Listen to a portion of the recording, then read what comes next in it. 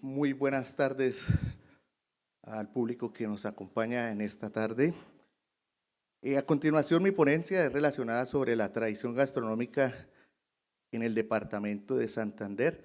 Es una propuesta de investigación derivada de mi trabajo de maestría, que es la caracterización de los sistemas de producción caprinos en la cuenca del río Chicamocha, en Santander. En este trabajo de investigación participamos gente de la Universidad Cooperativa de Colombia, de la Universidad Autónoma de Chiapas, en el Instituto de Estudios Indígenas y un estudiante de la Universidad Santo Tomás en el programa de Administración de Empresas Agropecuarias. ¿Por qué deriva este trabajo de un proceso de maestría, de un proceso de investigación? Porque nos ha llamado mucho la atención indagar y reconocer nuestros orígenes gastronómicos.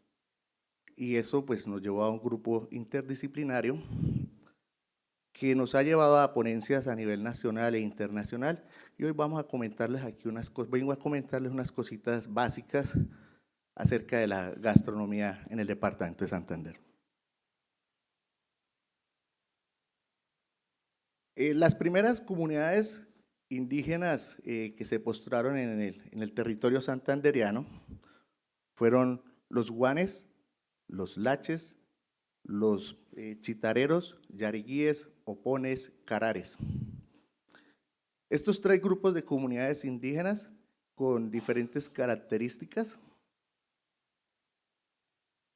Los yariguíes y los opones eran comunidades derivadas de los caribes, eran nómadas, se asentaron en la selva húmeda de los valles del Magdalena Medio, del río Sogamoso.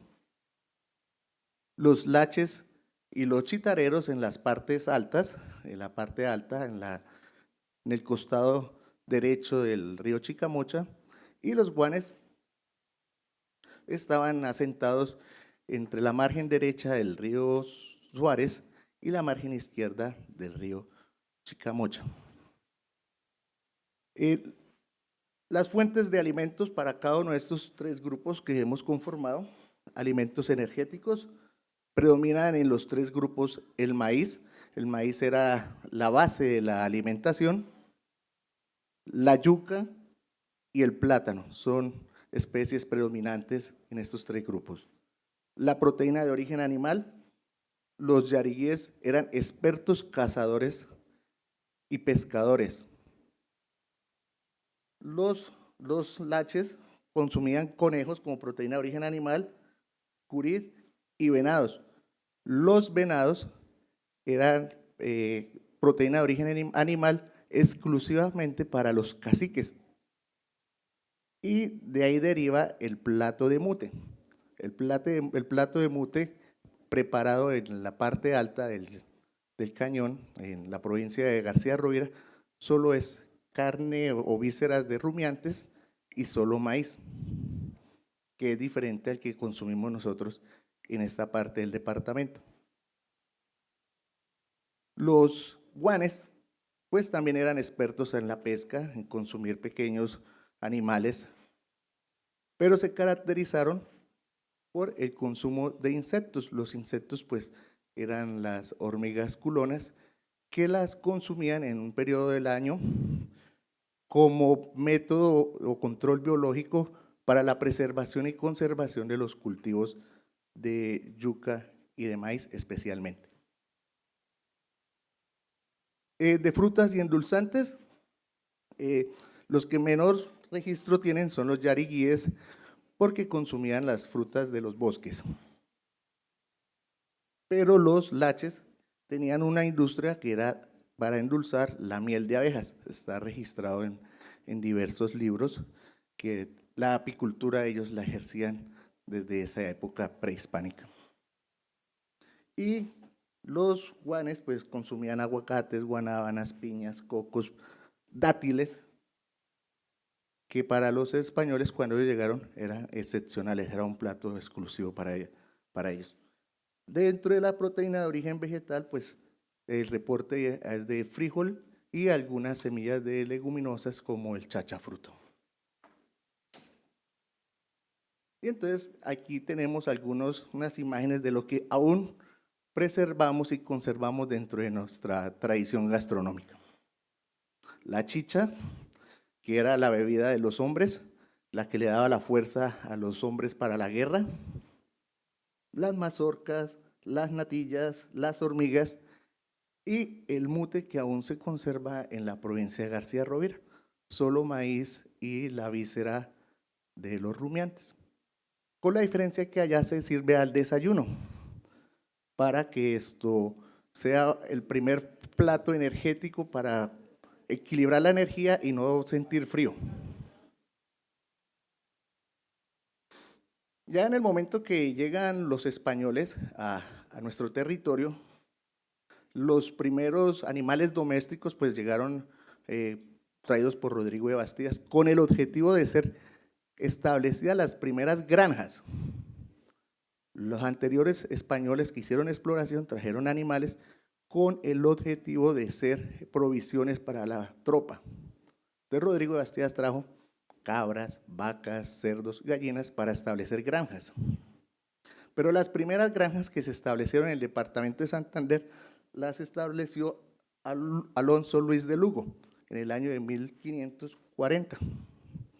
Trajo las primeras mujeres y los primeros hombres para colonizar, para formar de una vez los primeros pueblos. En el año de 1549, pues se empezaron a fundar los pueblos de Capitanejo, Málaga, y se hizo una expansión hacia lo que hoy llamamos la provincia de García Rovira. Dentro de estos que trajeron los españoles están los alimentos energéticos, el trigo, la cebada, eran alimentos que no teníamos, la proteína de origen animal, toda la que hoy conocemos en nuestra base alimentaria, la carne bovina, los caprinos, ovinos, cerdos y las aves de corral.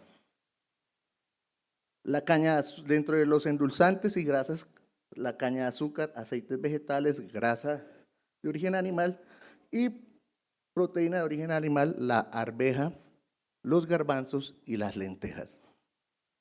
Ya posteriormente, en el año de 1720-18, pues ingresa el café a lo que era el departamento del Gran Santander y se potencializa como el departamento o la zona del país mayor producción de café para esa época. A raíz de la conquista de los españoles, pues entonces se crean 3 corredores gastronómicos. El corredor de los laches, de los yariguíes, de los opones y los carares, que en realidad es el último corredor explorado, porque a los españoles no les encantaba la zona húmeda, porque sufrían mucho de fiebres y enfermedades. Ellos se asentaron en los territorios guanes, donde está la gran mayoría de los pueblos o municipios del departamento de Santander. Adoptaron algunos de los nombres de los pueblos indígenas a lo que hoy conocemos como municipios. Y la otra corredor gastronómico es el corredor de los chitareros y los laches en García Rovira. Voy a hablarles acerca de lo que sucede en la gastronomía de la cuenca del río Chicamocha, entre la región de los guanes y los laches y chitareros. Esto fue la herencia que nos dejaron los españoles. A los productores de estas zonas aprendieron a criar gallinas, a criar cerdos y a criar cabras y vacas. Y de esas crías de estos ejemplares, pues tenemos diversos animales de origen zootécnico importantes para nosotros, como el congo santandereano, la cabra santandereana y el chino santandereano. Y entonces preparamos chuletas, carne asada, la carne de cerdo. Estos también fueron introducidos por los españoles. Y el mute en sus diversas presentaciones. al observar qué pasaba dentro de la gastronomía en la cuenca del río Chicamocha, pues hicimos una serie de entrevistas a los pobladores de los municipios y de las zonas rurales. El plato que más se consume en la gran parte de la ribera del Chicamocha es el cabrito y la pepitoria. En el sector rural es un plato que se consume a diario. Es la fuente de proteína de origen animal más barata para ellos. La producen ahí. El mute o la preparación con las vísceras y el maíz en el sector urbano se prepara en los días de mercado, en las fiestas como ahorita las fiestas de los políticos, entonces cada reunión va a haber mute para allá, mute para acá. En el sector rural es el día siguiente del mercado, porque el poblador tiene que comprar la víscera o la tripa para llevarla a las granjas o a las fincas o a sus casas. La carne de cerdo en el sector rural se ofrece en funerales y en las fiestas de fin de año. La sopa, igual que la sopa de gallina, de gallina con arroz. Las arepas y la chicha son a diarios, tanto en el sector urbano como en el sector rural. Y aquí tenemos entonces todavía parte de esa tradición, de esta fusión entre indígenas y españoles. El sancocho de gallina, los tamales, la yuca con el cabrito en el sector rural y cómo consumimos nosotros aquí en el departamento, en los restaurantes, el cabrito. Las diferencias claras.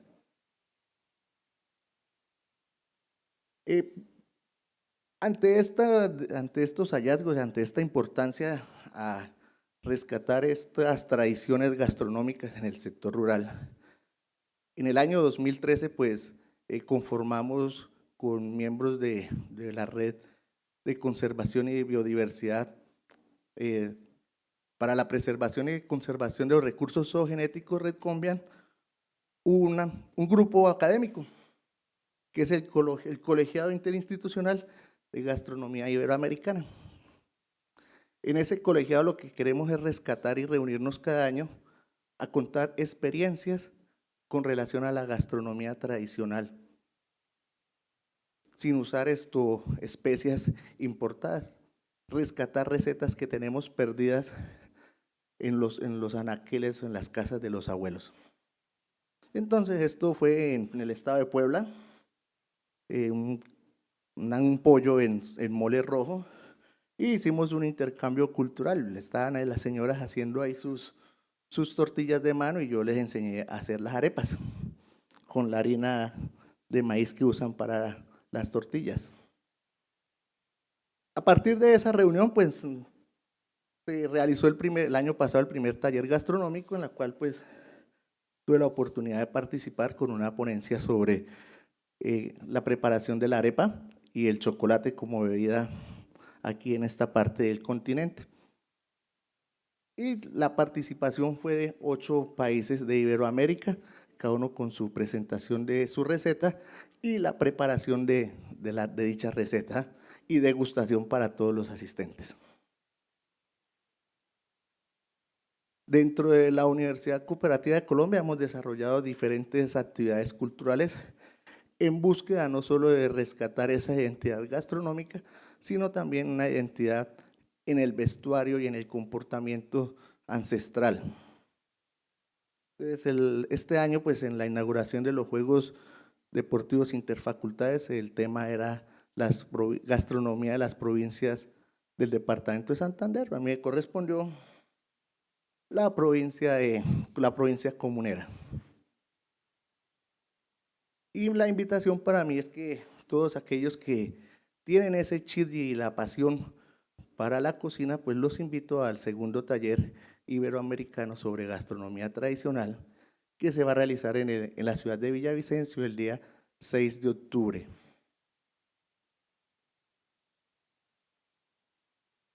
Muchísimas gracias.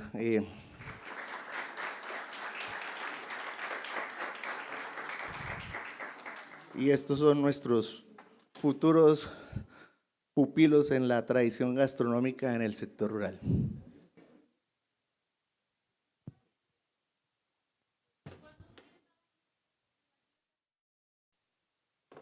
Me llamó atención que usted mencionó a los dátiles, pero como se sabe, la palmera datilera no es una planta americana. Fue introducida desde Mesopotamia, donde se cultiva aún en la época prehistórica. Desde, digamos, la Biblia, en el jardín de Edén, se mencionan los dátiles. Por eso me pareció curioso, debe ser alguna planta americana que lleva este mismo nombre, porque por todo, digamos, no creo que sean dátiles que vienen del Próximo Oriente. Una curiosidad pequeña. No, a mí me ha causado una curiosidad también que la piña tampoco es de origen americana y la hemos encontrado, y cuando llegaron los españoles ya la teníamos. Hay otra especie que es parecida a la granada, pero no es granada, no, una roja púrpura, es del color como una remolacha por fuera.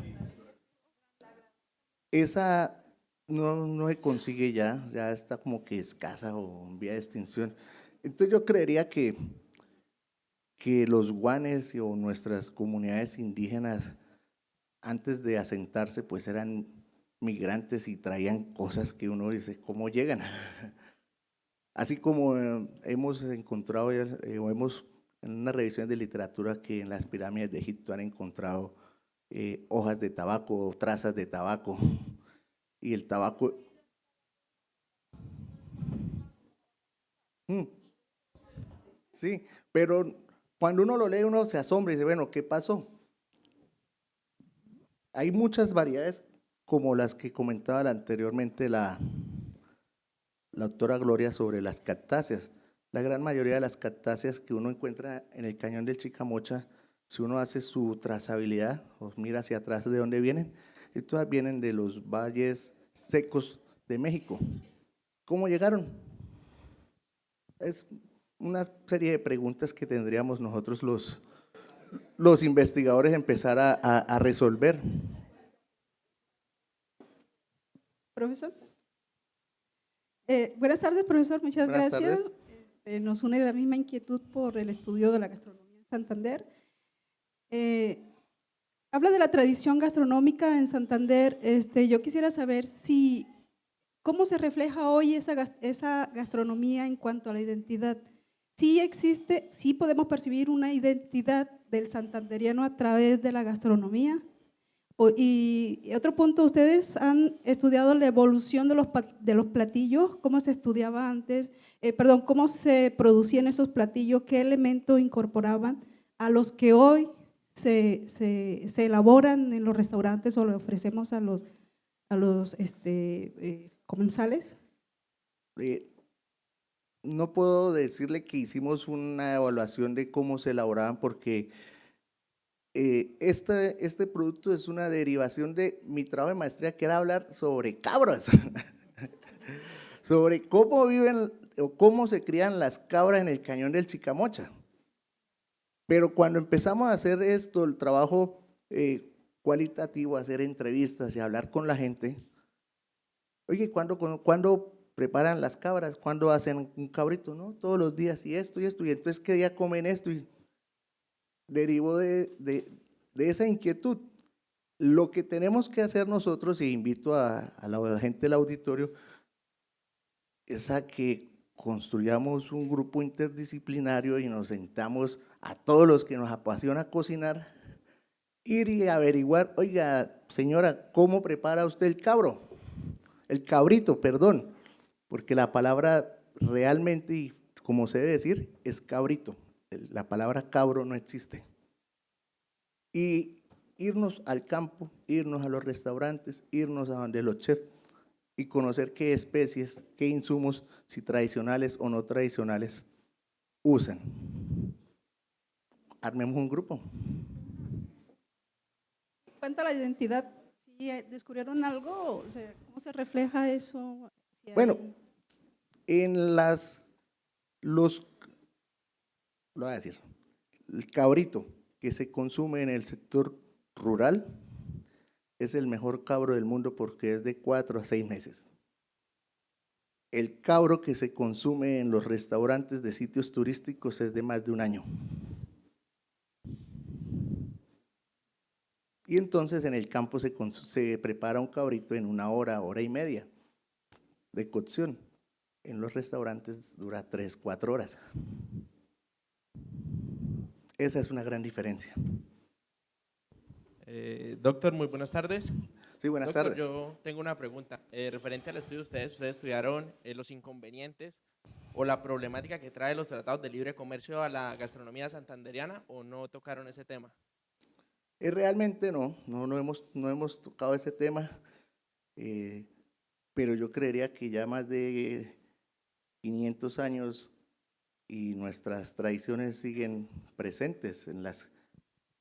En un día hice un estudio, consulté una página web de esas de las que hacen domicilios a los restaurantes, de las aplicaciones, y en la ciudad de Bucaramanga hay 51 restaurantes de comida criolla, no especifica cuál. Cuando me puse a revisar uno por uno a ver cuál era su especificidad, de los 51, 21 eran de comida santanderiana. Los otros eran de comida paisa, comida bayuna, comida del Caribe. O sea que es un fuerte para nosotros y es una tradición, así como cuando preparamos los callos con garbanzos, son introducidos por los españoles. Lo hacemos diferente, pero entonces yo creo que ante los tratados de libre comercio tiene un gran potencial la comida y la gastronomía santandereana porque es muy diversa, que no hablamos de los piquetes beleños, que son espectaculares, ni la preparación del pescado en las riberas del Magdalena, en los ríos Carare, el Opón o el Sogamoso, o del ovejo que se prepara en los municipios de Concepción y El Cerrito.